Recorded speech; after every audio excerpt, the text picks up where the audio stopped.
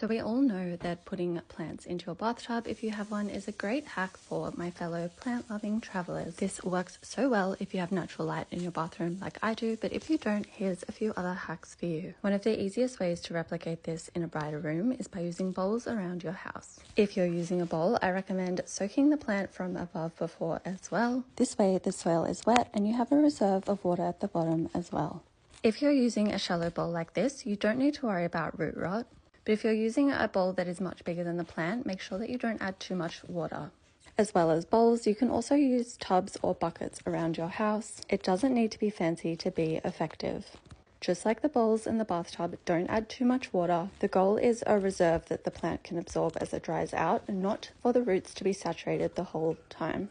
If you've used every bowl and bucket in your house, you can also use the kitchen sink as well. A few other great ways to keep your plants hydrated whilst traveling is to use self-watering spikes. Again, if you don't want to buy anything new, you can grab a wine bottle and shove that into your plant instead.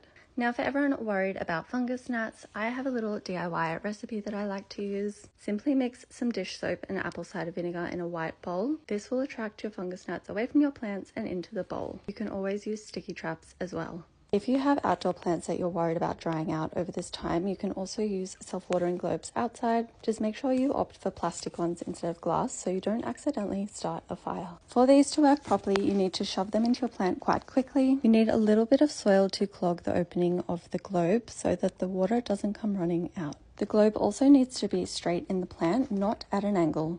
This should keep your plants happy and healthy if you're off for European summer.